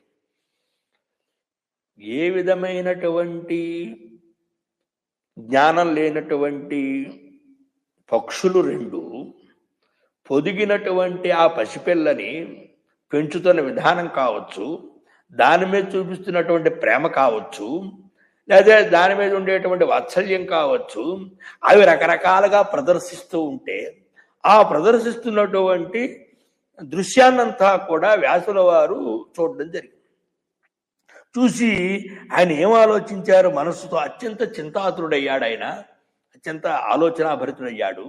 ఆలోచనాభరితుడై ఆయన ఏం ఆలోచిస్తున్నాడు, తిరశ్చాపియత్ ప్రేమ పుత్రే సమవిలక్ష్యతే. అయ్యా, అవి పక్షులు, అడ్డంగా తిరిగే పక్షులవి. ఏమాత్రం భార్య, పిల్లవాడు, భర్త అనేటువంటి విచక్షణా జ్ఞానం లేనటువంటి ఆ పక్షులే తమ పొదుగునట్టు గుడ్డు ఎప్పుడైతే పసిపిల్లగా మారిందో దాని మీద అవి ఏ ప్రేమను చూపిస్తున్నాయో, ఏ ప్రేమను ప్రదర్శిస్తున్నాయో, మరి ఏమీ తెలియని అవే వాట్ల పిల్లల మీద అంత ప్రేమను చూపిస్తున్నాయి కదా. కిం చిత్రం యన్ మనుష్యాణం సేమాఫల వీప్సత. మరి తమకు సంతానం కలగాలి, ఆ సంతానం పెరిగి పెద్దవాళ్ళు కావాలి, వాళ్ళు ధన సముపార్జన చేయాలి, మమ్మల్ని సుఖపెట్టాలి అనుకునేటువంటి మానవులు పిల్లల్ని కండం కానీ, ఆ పిల్లల్ని చదివించడాలు కానీ, ఆ పిల్లలు పెళ్లిళ్ళు చేయడాలు కానీ, మరి యోగక్షేమాలు ఇవన్నీ ఎందుకు చూస్తున్నారయ్యా అంటే, భవిష్యత్తులో వీడు పెరిగి పెద్దవాడి మనం సుఖపెడతాడు అని చూస్తున్నారు కదా. అటువంటి పిల్లవాడి మీద మానవులకి ప్రేమ ఎందుకు ఉండదు అని ఆలోచన వచ్చిందండి. చూడంగానే ఒక మనిషికి ఆలోచన అంటే, మనం దేనికైనా బానిస అయ్యామంటే ఈ బానిస ఎంత పని చేస్తుందయ్యా అంటే, వ్యాసాయ విష్ణురూపాయ వ్యాసరూపాయ విష్ణవే నమో వై బ్రహ్మనిధయే వాసిష్ఠాయ నమో నమః అని బ్రహ్మనిధి అయినటువంటి వ్యాసుడికి ఆ పక్షుల ప్రేమ ఇవన్నీ తెలియదా? ఇదొక నాటకం. అంటే ఆ విధంగా సుఖోత్పత్తికి కావాల్సినటువంటి ఏదైతే ఒక ఉపాయం కావాలో, ఏదైతే సాధనం కావాలో ఆ సాధనంగా అక్కడ చెప్పడం జరిగింది. అంటూ మానవులకి ఖచ్చితంగా సంతానం మీద ప్రేమ అనేది సహజం కదా. కిమేతో చటకౌ చాస్య వివాహం సుఖసాధనం విరచ్చ సుఖినో స్యాతాం దృష్ట్వా వద్వా ముఖం శుభం. ఈ విధమైనటువంటి ఈ రెండు పక్షులు అయితే ఉన్నాయో పిల్లవాడికి పెళ్లి చేస్తాయా, కోడలేమైనా వస్తుందా, ఆ కోడలు వీళ్ళని ఏమైనా సుఖపెడుతుందని ఏమైనా ఆలోచన మాటలకు ఉందా? అయినా కూడా పిల్లవాడంత ప్రేమగా పెంచుతున్నారు. అథవా వార్ధకే ప్రాప్తే ప్రచర్యాం కరిష్యతి. ఒకవేళ కనుక ఏమైనా వృద్ధాప్యం వస్తే మాకు సేవ చేస్తుందని అని అనుకుంటున్నాయా? అనుకోవట్లేదు. ఇవన్నీ ఎవరికి? మానవులకి. మా అబ్బాయి పెళ్ళి అవ్వాలి, వాడు చాలా మంచి కోడలు మాకు రావాలి, వాళ్ళిద్దరూ సుఖంగా ఉండాలి, మాకు వృద్ధాప్యం వస్తే సేవ చెయ్యాలి. పరమ పుత్ర పరమధర్మిష్ట పుణ్యార్థ కలవింకయోహో. కాబట్టి ధార్మికమైన పుత్రుడు కావాలనే విషయం వాటికి లేదు, పక్షులకి. ఎవరికి ఉంటుంది? మానవులకు ఉంటుంది ఆ విధమైన వ్యవహారం. అంతేకాకుండా పుత్ర ధర్మిష్ట పుణ్యార్థం, ధర్మంతో ఉన్న పుత్రుడు, పుణ్య సముపార్జన చేసే పుత్రుడు ఆ కలవింకలకి అసలు పుణ్య సముపార్జన ఇవన్నీ వాటికి ఏం లేదు కదా. లేకపోయినా కూడా పుత్రుడు అంత ప్రేమ చూపిస్తున్నప్పుడు ఇవన్నీ ఆశించేటువంటి మానవుడికి సంతానం మీద ప్రేమ ఎందుకు ఉండదు? ఖచ్చితంగా ప్రేమ ఉంటుంది. ఎందుకు? పుత్రుడు వల్ల ప్రయోజనాలు. పున్నాం నరకాత్ర అయితే పుత్ర, పున్నామ నరక నుంచి రక్షించేటువంటి వాడు పుత్రుడు. ఈ మాట శాస్త్రం చెప్తోంది. కాబట్టి ఇక్కడ అర్జయిత్వా అథవా ద్రవ్యం పితరో తర్పయిష్యతి అథవా ప్రేతకార్యాన్ని కరిష్యతి యథావిధి. మా పిల్లవాడు బాగా చదువుకుని మంచి ఉద్యోగం సంపాదించి డబ్బు సంపాదించి మాకు ఇస్తాడు అని ఒక ఆలోచన ఉంటుంది తల్లిదండ్రులకి. మరొక ఆలోచన ఏమిటి? మా అబ్బాయి ధర్మాత్ముడైతే మేము చనిపోయిన తర్వాత మా ఔర్దేహ కర్మల్ని చాలా సశాస్త్రీయంగా విధి విధానంగా బ్రహ్మాండమైనటువంటి ఒక వైభవంగా ధనాన్ని ఖర్చు పెట్టి మాకు వైభవంగా చేస్తాడు అనే ఆలోచన ఈ తల్లిదండ్రులకు ఉంటుంది. అథవా కిం గయాశ్రార్థం, అలా కాదండి మా అబ్బాయి గడికళ్ళి తజ్జనం పెడతాడు, గత్వా సంవితరిష్యతి నీలోత్సర్గంచ విధివతు ప్రకర్ష్యతి బాలక సంసారే యత్ర సమాఖ్యాతం సుఖాన ఉత్తమం సుఖం పుత్రగాత పరిష్వంగ లాలనంచ విశేషత. వాడు ఎప్పుడైనా మానవులు తమ పిల్లల్ని ప్రేమిస్తున్నారన్నా, లేదా మా పిల్లల్ని వాళ్ళు అభిమానిస్తున్నారన్న, వాత్సల్యం చూపిస్తున్నారన్నా అంటే ఇన్ని ప్రయోజనాలు ఆశించి ఉన్నారు. మాకు పుట్టబోయే పిల్లవాడు గైకి వెళ్ళి శ్రాద్ధం పెడతాడు, పిండ ప్రదానం చేస్తాడు, అలాగే మా నిమిత్తంగా వాడు ఒక ఆంబోతికి అచ్చు పోస్తాడు, ఇలా విధి విధానంగా మావన్నీ కూడా నిర్వర్తిస్తాడు, ఈ సంసారంలో మాకు అంత సుఖాన్ని కలగజేస్తాడు. అటువంటి పిల్లవాడు, వాడి మీద ప్రేమ, వాడు అంగాంగ స్పర్శ మాకు ఆనందాన్ని ఇస్తుంది అని మానవులంతా అనుకుంటూ ఉంటారు. చాలా అవి అనుకుంటున్నాడు. మానవులు కూడా సహజం కదా. ఇక్కడ ధర్మశాస్త్రం విచారణ చేసినట్లయితే ఇవాళ చాలా మంది ఏమంటున్నారంటే అమ్మాయి పుడితే అబ్బాయి పుట్టి ఇద్దరు సమానమే కదా అని. మీరిచ్చే ఆస్తుల్లో సమానమేమో కానీ ధర్మశాస్త్ర ప్రకారంగా పుత్రుడికి పుత్రధర్మం, పుత్రికి పుత్రిధర్మం ఉంటుందండి. ఎప్పుడూ కూడా ఎప్పుడైనా సరే తల్లిదండ్రుల యొక్క ఆవృత్తి కర్మ నిర్వర్తించే అధికారం పుత్రుడికి. ఈ పుత్రుడి తర్వాత ఎవరైనా, ఎందుకంటే ముందు గతిని కలగజేస్తాడు. మనం ఆ లోకంలో మనం భూలోకంలో పుణ్య సముపార్జన చేసి ఆ లోకాలకు వెళ్ళాలంటే మార్గం కావాలి కదా. ఈ మార్గాన్ని ఏర్పాటు చేసేవాడు పుత్రుడు. బ్రహ్మాది లోకాలు సంప్రాప్తింపజేసేది పుత్రిక. కాబట్టి పుత్రుడు పుత్రిక ఇద్దరూ ప్రధానమే. కానీ మనకు ఒక మార్గం వెళ్ళడానికి కావాల్సినటువంటి సాధనం ఇవన్నీ కూడా పిల్లవాడు చేస్తూ ఉంటాడు. అందుకనే పుత్రుడికి ఎప్పుడు మూడు ధర్మాలు కూడా ఖచ్చితంగా చేసి తీరాలండి. ఒకటి జీవతోర్ వాక్యకరణం. ఎప్పుడైనా సరే తల్లిదండ్రులు బతకుండంగా వాళ్ళు ఏం చేయమంటారో, వాళ్ళ మనసులో ఏముందో, వాళ్ళ కోరికలు ఏమిటో అవన్నీ తెలుసుకుని యథాతథంగా తల్లిదండ్రులు బతకుండంగా వాళ్ళు ఏది అనుకున్నారో, ఎలా అనుకున్నారో దాన్ని నిర్వర్తించడం అనేటువంటిది పుత్రధర్మం, జీవతోర్ వాక్యకరణాత్. అలాగే మరోటంటే ప్రత్యబ్ధి భూరి భోజనాత్. ఈ ప్రత్యబ్ధి అంటే చాలామంది ప్రతితద్దినం అనుకుంటారు. ప్రతితద్దినం కాదండి. ప్రత్యబ్ధి పదానికి అర్థం ఏమిటంటే సంవత్సరమోకయవ గ్రాహ్య. ప్రత్యబ్ది శబ్దానికి అబ్దేర్ లేశ ప్రత్యబ్ది ఉత్పత్తి అక్కడ. అబ్దేర్ లేశ సంవత్సరానికి ఒక రోజు తక్కువ. ఒక రోజు తక్కువ అంటే 364వ రోజు అంటే సంవత్సర విమోకం రోజు, సంవత్సరికం రోజు. ఈ సంవత్సరికం రోజు చనిపోయినటువంటి తండ్రి నిమిత్తంగా ఏ కుమారుడైతే తన శక్తికి ఏమాత్రం వెనుకాడకుండా, ఏమాత్రం లోభత్వాన్ని చూపించకుండా భూరి భోజనాత్ ఎంతమందికి భోజనం పెడతాడో చాతుర్వర్ణాల వాళ్ళకి ఆ రోజు అది శ్రాద్ధ భోజనం కాదండి, అది పవిత్రమైన భోజనం, సామాన్య భోజనం కింద ఎంతమందికి భోజనం పెడతాడో ఆ భోజనం పెట్టడం వల్ల ఆ ప్రేత విముక్తి అవుతాడు, ప్రేత విమోకాన్ని పొందుతాడు ప్రేత శరీరం నుంచి. వాడు అసాధారణమైన పితృలోకాలకు వెళ్ళి ఆనందపడతాడు. మా అబ్బాయి వాడు మా భూలోకంలో ఇవాళ అనితరమైనట్లు కొన్ని వేల మందికి భోజనం పెట్టాడండి, కాబట్టి వాడి వంశం అభివృద్ధి చెందాలి, పుత్రపౌత్రాలు కలగాలి, వాళ్ళంతా ధర్మిష్ఠులై ఉండాలి అని పితృలోకంలో ఆనందంగా ఉండే పితృదేవతలు వాడిని దీవిస్తారు. అందుకని ప్రత్యబ్ది భూరి భోజనాత్. గయాయాం పిండదానంచ ఎప్పుడూ కూడా హైందవ సాంప్రదాయంలో ఒక్కసారైనా జన్మకు ఒక్కసారైనా వెళ్ళి అజీవన పితృడు తండ్రి ఉండంగా పిండ ప్రదానం చేయడం కాదు, అజీవన తండ్రి పోయినటువంటి తల్లిపోయినటువంటి వ్యక్తులు ఎవరైతే ఉంటారో అది మన సనాతనంగా మన అందరూ మన భారతదేశంలో చేస్తూ ఉంటారు. ఖచ్చితంగా ప్రతి ఒక్కళ్ళు కూడా వెళ్ళి గైలో పిండ ప్రదానం చేయడం. త్రిభిర్పుత్రస్య పుత్రత, ఈ మూడు క్రియలు ఏవైతే ఉన్నాయో ఈ మూడు కూడా పుత్రుడికి పుత్రత్వాన్ని ఆపాదన చేస్తాయి. అందుకనే పుత్రుడు కావాలి, అందుకనే వివాహం చేసుకోవాలి, అంతే తప్ప కామవాంఛల కోసం కాదు. అదే మాట చెప్తా. ఇలా ఉన్నటువంటి పిల్లవాడికి ఇంకా చేయవలసిన పనులు ఏమున్నాయంటే అరుదేహ కర్మంలో అని చెప్తూ ఉంటారు ధర్మశాస్త్రంలో. ఎక్కశ్చన కులే జాత మమ కులే జాత, ఎవరో ఒకడు మా వంశంలో పుట్టకపోతాడా, గౌరీ నామ్నీం కన్యాముద్వహేత్, గౌరీ అనే పేరు గల అమ్మాయికి కొన్ని వయసుల అమ్మాయిలకి ధర్మశాస్త్రంలో కొన్ని పేర్లు పెట్టారు. ఆ పేరు ప్రకారంగా గౌరీ అనే అమ్మాయి అష్టవర్ష భవేత్ కన్యా అని, ఈ 8వ సంవత్సరం అమ్మాయికి గౌరీ అని పేరు. ఈ విధమైన అమ్మాయికి ఎవరిని వివాహం చేయకపోతాడా? నేను చెప్తున్న చట్టం కాదండి, ధర్మం చెప్తున్నాను.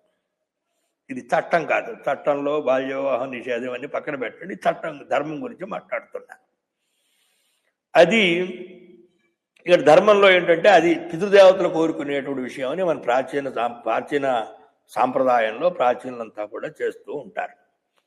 అలాగే గయాయాం పిండదానం ఒకటి ఉంది. రెండోది నీలం వృషభం ఉచ్చేత్, ఎవరైనా మన వంశంలో పుట్టినటువంటి వాడు ఆంబోతుగా అచ్చుపోయిపోతాడా అని ఉద్ధృతా పితరా నిరంతరం కాంక్షంతే.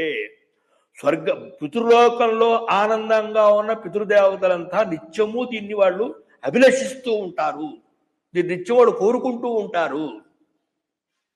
మరి పితృలోకాల్లో సుఖంగా ఉన్న పితృదేవతలే వీటిని కావాలని కోరుకుంటున్నప్పుడు మరి నరకాది లోకాల్లో పాపాలు చేసి నరకాది లోకాల్లో కుంగి కృషించిపోతున్న పితృదేవతలకు ఎంత ముఖ్యమండి ఇది పుత్రధర్మం, ఇది పుత్రుడు కావాలనుకోవడం.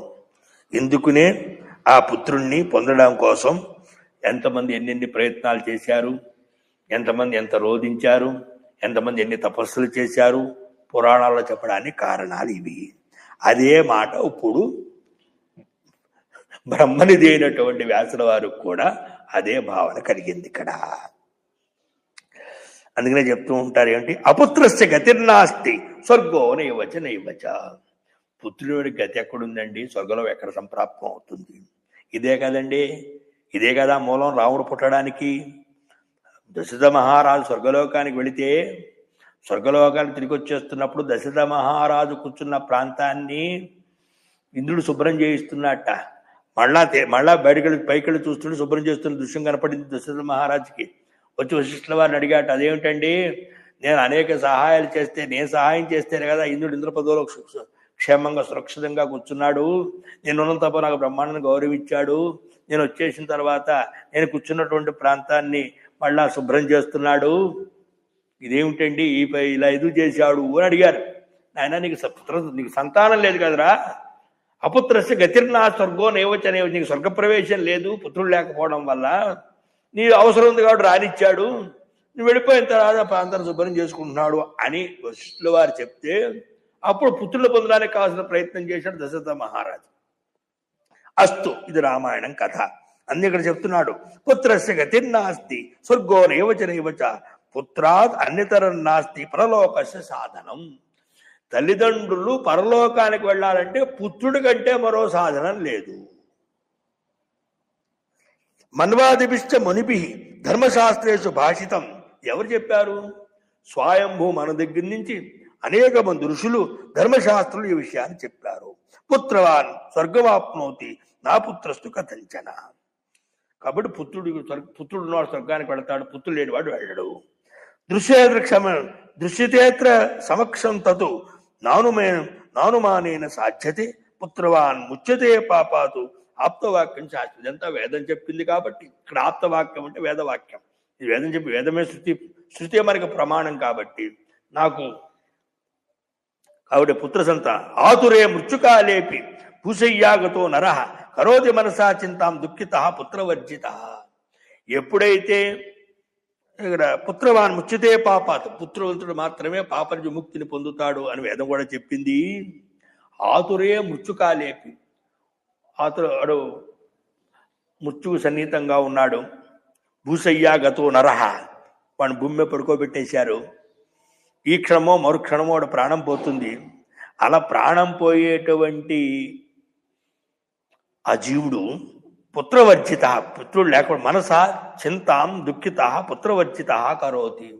అయ్యో ఇప్పుడు నేను చచ్చిపోతున్నాను, నా దాన సంస్కారం చేసేవాడు ఎవడు, నాకు పుత్రుడు లేడు కదా, నాకు దాన సంస్కారం చేసేవాడు ఎవరు, నన్ను ఉద్ధరించేది ఎవరు, ఎట్లా నా ప్రేతకర్మ చేసేవాళ్ళు ఎవరు, నన్నంతా కూడా అనుగ్రహించేది ఎవరు అని వాడు చనిపో చాలా దుఃఖితుడై చాలా బాధపడిపోతూ ధనమ్మే విపులే గ్రేహే, అయ్యా ఇంటి నిండా డబ్బుంది, పాతాడు వివిధానిచ, అనేకమైనటువంటి భవంతులు ఉన్నాయి, ఎకరాల కొద్ది పొలాలు ఉన్నాయి, ధనమంతా ఉంది.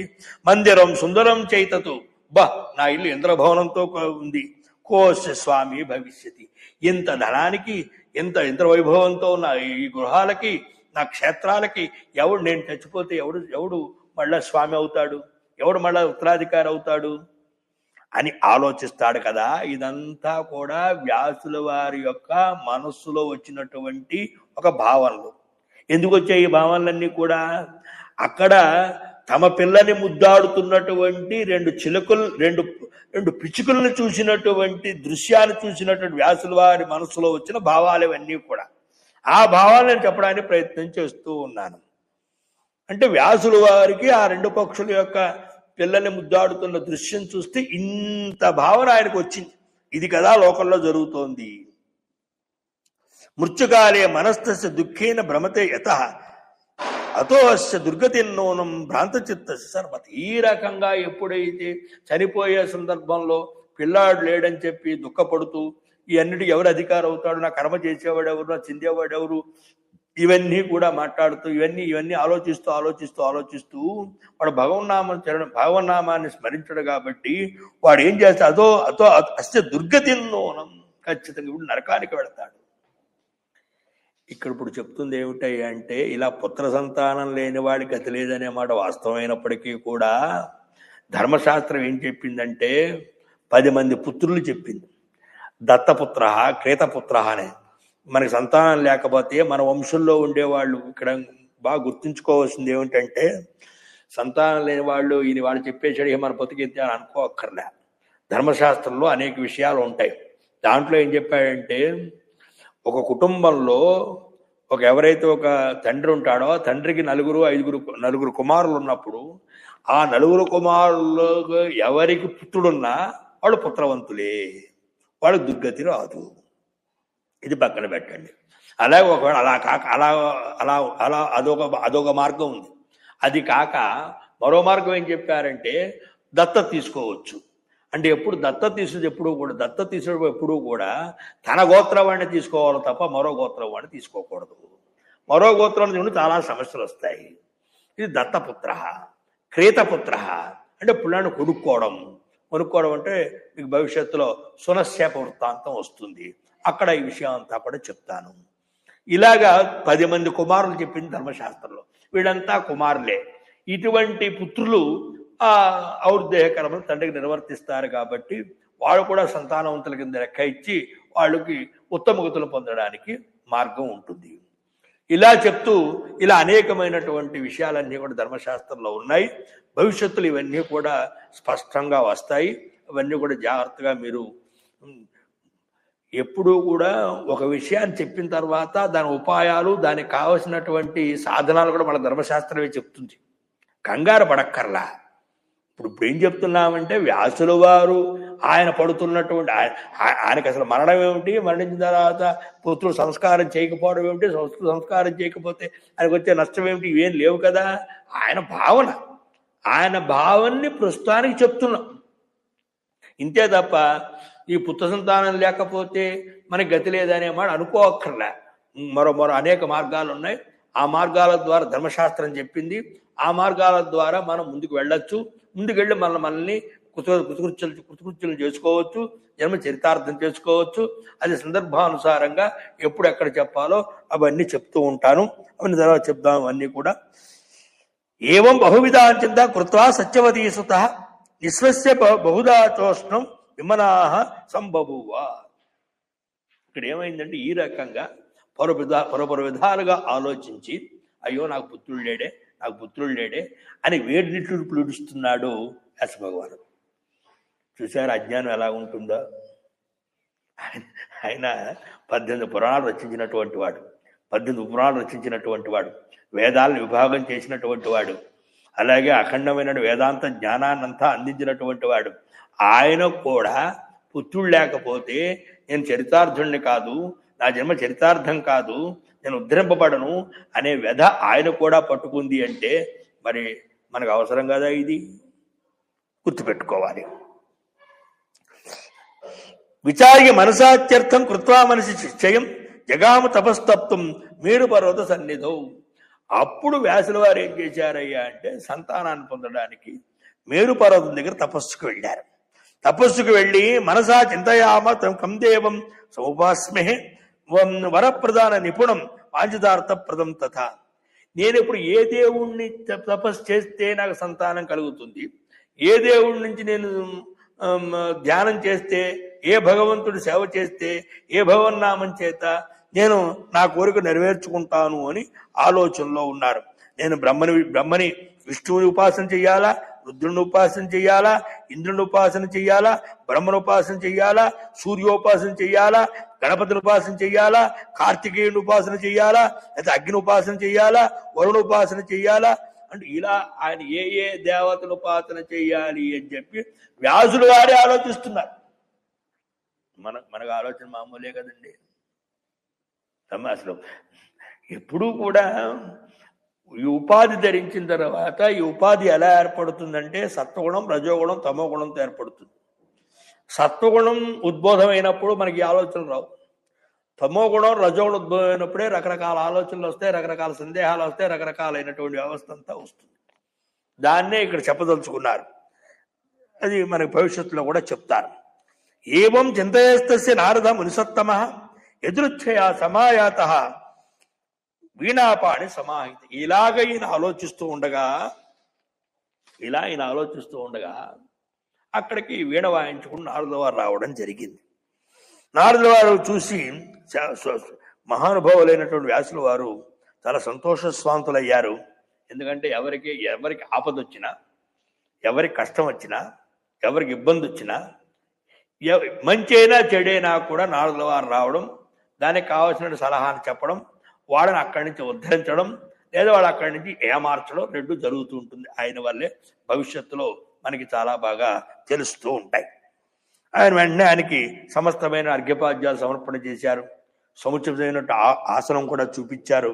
ఇది కుశల ప్రశ్నలు అయిపోయిన తర్వాత ఆయన తనకి సేవ చేస్తున్న వ్యాసుల వారిని చూసి శృత్వాత కుశల ప్రపంచం నిసత్తమ చింతాతురోసి కస్మాత్వం ద్వైపాయన వదస్వమే.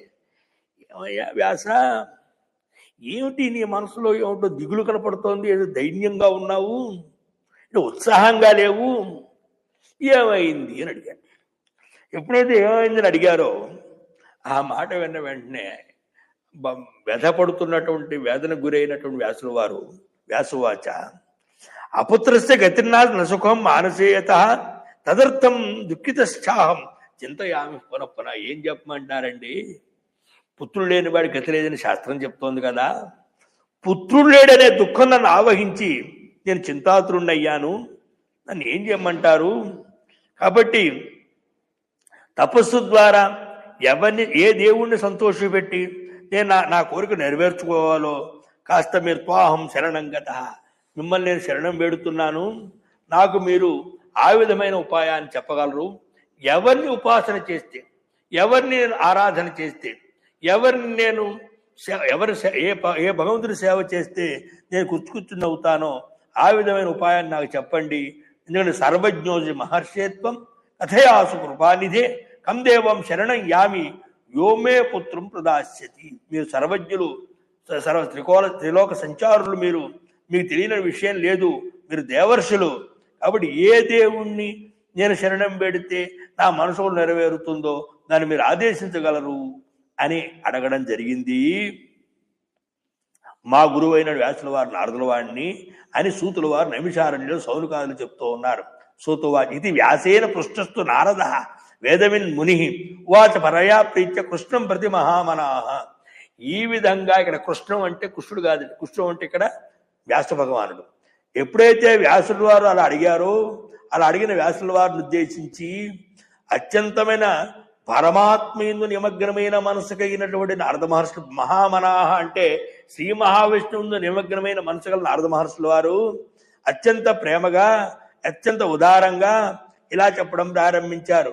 ఏం నారదవాచ పారాశర్య మహాభాగా యస్వం పృచ్చసి మామిహ తమేవార్థం పురా పృష్ట పిత్రామే మధుసూదన ధ్యానస్థం హరిం దృష్ట్వా పితామే విస్మయం గత. నాయన, ఇప్పుడు నువ్వేదైతే పుత్ర సంతానం లేకపోతే ఏ భగవంతుడిని ఆరాధన చేస్తే పుత్ర సంతానం కలుగుతుంది, ఎవరి సేవ చేస్తే పుత్ర సంతానం కలుగుతుంది, ఎవరిని నేను అర్చన చేస్తే నా మనసుకు నెరవేరుతుంది, ఇప్పుడు నన్ను అలా అడిగావో అలాగే నేను పూర్వం మా తండ్రి గారిని బ్రహ్మగారు సృష్టింపబడి పూర్వం సత్యలోకానికి వెళ్ళాను. సత్యలోకానికి వెళితే అక్కడ మా తండ్రి గారు అసాధారణమైన ధ్యానంలో తపస్సు చేస్తూ ఉన్నారు. ఆయన సమాధిలో ఉన్నారు. ధ్యానస్థం హరిందృష్ట్వా పితామి విస్మయం గతః తమేవార్థం పురాపుష్ట పిత్రామి మధుసూదన ధ్యానస్థం హరిందృష్ట్వ పితామే విస్మయం గతః పరిపృచ్చ దేవేశం శ్రీనాథం జగతఃపతిం. వెంటనే అక్కడ అడిగితే మా తండ్రి గారు కూడా నాతో, నాయన, ఇప్పుడు ఏదైతే సమాధిలో నేను ఎవరు అర్చన చేస్తున్నా అన్నావో ఇదే ప్రశ్న నేను వైకుంఠానికి వెళ్ళి శ్రీ మహావిష్ణువు అడగడం జరిగింది. ధ్యానస్థమైనటువంటి ధ్యానంలో ఉన్న విష్ణువుని చూసి ఇప్పుడు నువ్వు ఇక్కడ ముగ్గురు ప్రశ్నలని గుర్తుపెట్టుకోండి, జాగ్రత్తగా గుర్తుపెట్టుకోవాలి. మొదటి ప్రశ్న ఏమిటి? వ్యాస భగవానుడు నారదుల వారిని నేను పుత్రుణ్ణి పొందడానికి ఎవరిని ఆరాధన చేస్తే పుత్రు కలుగుతుంది అని ఒక ప్రశ్న. ఈ ప్రశ్న నారదుల వారిని అడిగారు. వెంటనే నారదుల వారు ఈ మాట విని, వ్యాస, ఇప్పుడు నువ్వు ఏది అడిగావో ధ్యానంలో ఉన్న మా తండ్రి గారిని చూసి నేను కూడా అదే అడిగాను. అయ్యా, మీరు ఏ దేవుణ్ణి ఉద్దేశించి తపస్సు చేస్తున్నారు, మీరే కదా జ్యేష్ఠులు అని మా తండ్రి గారిని అడిగాను. ఈ మాట విన్న మా తండ్రి గారంటే బ్రహ్మదేవుడు, నాయన, ఇప్పుడు నువ్వు ఏం ప్రశ్న వేసి అదే ప్రశ్న వైకుంఠానికి నేను విష్ణువుని అడిగాను నేను. అయ్యా, సమస్త చరాచర ప్రాణి చరాచర ప్రపంచం అంతా ఆవిర్భావాన్ని మీరే కారణం కదా, మీరెవరిని ఉద్దేశించేసి తపస్సు చేస్తున్నారని విష్ణువుని అడిగాను. మొదటి పుచ్చకుడు అంటే మొదటి అడిగిన వారు వ్యాసుల వారు, దానికి సమాధానం చెప్పిన నారదుల వారు. రెండో పుచ్చకుడు, రెండో అడిగినటువంటి నారదుల వారు, దానికి సమాధానం చెప్పింది బ్రహ్మగారు. ఇప్పుడు మూడో పుచ్చుకులు బ్రహ్మగారు అడుగుతున్నది ఆయన శ్రీ మహావిష్ణువుని, మధుసూదనుని శ్రీ మహావిష్ణువు వైకుంఠంలో అడుగుతున్నారు. శ్రీనాథం జగతఃపతిం కౌసవోద్భాసితం దివ్యం శంఖచక్ర గదాధరం పీతాంబరం చతుర్బాహుం శ్రీవత్సాంకిత వక్షసం కారణం సర్వలోకానాం దేవదేవం జగద్గురుం వాసుదేవం జగన్నాథం తప్యమానం మహత్తపః. అత్యంతమైనటువంటి సర్వాలంకార భూషితమైనటువంటి సర్వ సౌందర్య రాశి అయినటువంటి మహానుభావుడైనటువంటి వాసుదేవ సంయుతమైనటువంటి జగన్నాథుడు పిలువబడుతున్నటువంటి ఏ శ్రీ మహావిష్ణువు అయితే ఉన్నాడో దేవదేవుడైన శ్రీ మహావిష్ణువు ఎదురా తపస్సు చేస్తున్న శ్రీ మహావిష్ణువుని ఇలా అడగడం జరిగిందయ్యా. ఏమడిగాడు? బ్రహ్మోవాచ దేవదేవ జగన్నాథ భూత భూతప్రభో తపశ్చరసి కస్మాత్వం కిం ధ్యాయసి జనార్దన. అయ్యా, దేవదేవ జగన్నాథ భూత భవ్య భవత్ప్రభు, భూత భవిష్యవర్తమాన కాలాల్లో సకల చరాసృష్టి చేసేటువంటి సమర్థుడు కదా మహానుభావ ప్రభో. ఓ దేవదేవ జగన్నాథ, మీరే కదా ఆద్యులు, మీరే కదా దేవతల్లో శ్రేష్ఠులు, మీరే కదా అంతకంటే గొప్పవారు. కాబట్టి మీరు ఎవరిని ఉద్దేశించి తపస్సు చేస్తున్నారు? ఎవరు మీకంటే పైన ఉండేటువంటి దేవత? ఎవరిని మీరు మనఃఫలకంలో ఎవరి నుంచి మీరు తపస్సు చేస్తున్నారు అని అడగడం జరిగింది. విస్మయోం మమాత్యర్థం త్వం సర్వజగతాం ప్రభు ధ్యానయుక్తోసి దేవేశ కించ విచిత్రమత్ర పరం. కాబట్టి సమస్త జగత్తుకి ప్రభు అయినటువంటి మీరు ఈ విధంగా తపస్సు నాకు ఆశ్చర్యం కలిగింది. మీలాంటి వారు కూడా తపస్సు చేసేటువంటి దేవత ఎవరు? చాలా చిత్రంగా ఉందే. ఈ చిత్రం భావం నాలో రావడానికి మేము అడిగాను. త్వన్నాభికమలాజ్జాత కర్తామఖిలస్య త్వత్తః కోపి అధికో అస్తి అత్ర తం దేవం బ్రూహి పాపతే. అయ్యా, నేనే కదా మీ నాభికమంలోంచి ఆవిర్భావం చెందాను. మీ నాభికమంలోంచి ఆవిర్భావం చెందినటువంటి నేను చరాచర సృష్టిని జగత్తంతా సృష్టిస్తూ గొప్పవాడుగా కీర్తింపబడుతున్నాను. ఇటువంటి మీ నుంచి ఆవిర్భావం నేనే గొప్పవాడిని అయితే మీకంటే గొప్పవాళ్ళు ఎవరున్నారు? మీరు గొప్పవాళ్ళు ఎవరు లేరు కదా. మరి లేనప్పుడు మీరు ఎవరు దీన్ని తపస్సు చేస్తున్నారు? ఎవరు? జానామ్యహం జగన్నాథ త్వమాది సర్వకారణం కర్త పాలయత హర్త సమర్థ సర్వకార్యకృతం. నాకు బాగా తెలుసండి, మీరు అనాది స్వరూపులు, మీరే సృష్టి స్థితిలయాలకి సర్వకార్యాలకి మీరే ముఖ్యులు. ఈ విషయం నాకు బాగా ఇచ్ఛయాతే మహారాజా సుజామహం జగతు అర సంవరతే కాలే శోభితే వచనే సదా. ఎప్పుడూ కూడా మీ ఇచ్ఛ ప్రకారంగా, మీ ఆజ్ఞా ప్రకారం నేను సృష్టిస్తున్నాను. మీ ఆజ్ఞా ప్రకారంగానే ఈశ్వరుడు లయం చేస్తున్నాడు. మీ ఆజ్ఞ ప్రకారంగానే సూర్యుడు ఆకాశంలో సంచారం చేస్తున్నాడు. మీ ఆజ్ఞ ప్రకారమే వాయుదేవుడు ఆయన మరి వీస్తూ ఉన్నాడు. మీ ఆజ్ఞ ప్రకారమే అగ్ని మరి దహిస్తూ ఉన్నాడు. మీ ఆజ్ఞ ప్రకారం మేఘము వర్షిస్తోంది. త్వం తు ధ్యాయసి కం దేవం సంశయోం మహాన్మం. కాబట్టి మీ ఇటువంటి మొత్తం యావత్తు మేమందరం కూడా మీ ఆజ్ఞాబద్ధమే. మీరు మాకంటే జ్యేష్ఠులు అనుకుంటున్నాం, మీకు మీరే ఆది అనుకుంటున్నాం, మీరే అనాది అనుకుంటున్నాం, మీకంటే ఆది ఇంకోటి లేదనుకుంటున్నాం. మరి మీరు ఎవరిని ఉద్దేశించి తపస్సు చేస్తున్నారు? త్వత్తఃపరం నపశ్యామి దేవం వై భువనత్రి. 3 లోకాల్లో మీకంటే అధికమైన దేవత ఉందని నేను అనుకోవట్లేదు. కాబట్టి నాకు దయతో ఆ విషయాన్ని చెప్పండి. కృపాం కృత్వా వదస్వాద్య భక్తో అస్మి తవ సంవ్రత. కృపతో దయతో నాకు ఆ విషయాన్ని చెప్పండి, నేను మిమ్మల్ని ప్రాధేయపడుతున్నాను. మహతాం నైవ గోప్యం ప్రాయ కించిదితి స్మృతి. ఎప్పుడూ కూడా గొప్పవాళ్ళు దీని రహస్యంగా ఉంచాలని వింటున్నాను. కాబట్టి మీరు నాకు ఆ విషయాన్ని కూలంకషంగా చెప్పగలని ఆశిస్తున్నాను అని బ్రహ్మదేవుడు ప్రశ్న వేశాడు. ఈ బ్రహ్మదేవుడి ప్రశ్నకి శ్రీ సమాధానం ఏం చెప్పాడో మరో వాక్యాన్ని చూద్దాం. స్వస్తి ప్రజాభ్య పరిపాలయంతాన్యాయేన మార్గేణ మహిమహింసా గోబ్రాహ్మణేభ్య శుభస్తు నిత్యం లోకా సమస్తా సుఖినో భవంతు. కాలే వర్షవిర్జన్య పృథివీ సస్యాల్ని దేశోయం క్షోభరహితః బ్రాహ్మణానుభ్య అపరాధ సహస్రాణి క్రియంతః నిశమ్మయ దాసోయం మాం మత్వా క్షమస్వ పరమేశ్వర పరమేశ్వరి. అపుత్రాః పుత్రిణః సంతు పౌత్రిణః అదనాః సదనాః సంతు జీవంతు శరదాం శతం. ఏతత్ సర్వం శ్రీ మహాకాళే మహాసౌభాగ్య విజయ మహాతృందయోః సమర్పయామి. ఓం స్వస్తి.